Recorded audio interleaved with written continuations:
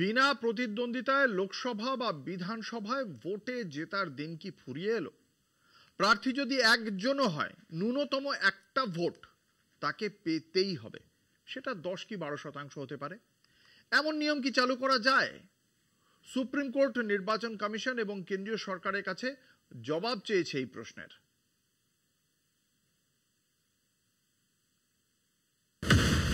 বর্তমান নিয়ম অনুযায়ী যদি কোনো নির্বাচনী কেন্দ্রে স্ক্রুটিনির পর দেখা যায় প্রার্থী মাত্র একজনই, সেক্ষেত্রে নির্বাচন কমিশন তাকে বিজয়ী ঘোষণা করে।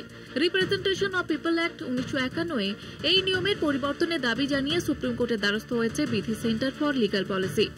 শীর্ষ আদালতে এই মামলার শুনানিতে ডিভিশন বেঞ্চের বিচারপতি সূর্যকান্ত নির্বাচন কমিশন এবং কেন্দ্রীয় সরকারের কাছে প্রশ্ন রাখেন, যদি একজনও প্রার্থী হয় তাহলেও অন্তত 10 বা 15% ভোট তাকে পেতে হবে।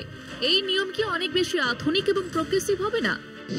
1952 সাল থেকে 2024 পর্যন্ত বিনা প্রতিদ্বন্দ্বিতায় জয়ী হয়েছেন মোট 29 জন সাংসদ।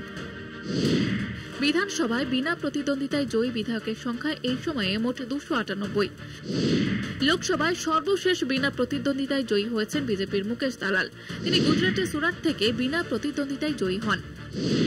1952, 1957 এবং 1967 সালে লোকসভা ভোটে 5 জন করে প্রার্থী জয়ী হয়েছিলেন বিনা প্রতিদ্বন্দ্বিতায়।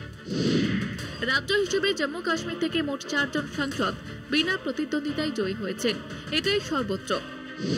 আজ পর্যন্ত যে 29 জন সাংসদ বিনা প্রতিদ্বন্দ্বিতায় জয়ী হয়েছেন তার মধ্যে কংগ্রেসের 20 জন, ন্যাশনাল কনফারেন্স এবং সমাজবাদী পার্টির 2 জন করে সাংসদ বিনা প্রতিদ্বন্দ্বিতায় জয়ী হয়েছেন। বিজেপির বিনা প্রতিদ্বন্দ্বিতায় জয়ীর সংখ্যা 1 জন। পশ্চিমবঙ্গ থেকে বিনা প্রতিদ্বন্দ্বিতায় জয়ের ঘটনা একবারই ঘটেছিল। 1962 সালে মগরাহাট পশ্চিম বিধানসভা কেন্দ্র থেকে বিনা প্রতিদ্বন্দ্বিতায় জয়ী হয়েছিলেন কংগ্রেসের অর্ধেন্দু শেখর নস্কর। 1951 থেকে আজ পর্যন্ত সময়ে কংগ্রেসের মোট 194 জন, ন্যাশনাল কনফারেন্সের 34 জন এবং বিজেপির 15 জন প্রার্থী বিনা প্রতিদ্বন্দ্বিতায় বিধানসভায় জয়ী হয়েছেন।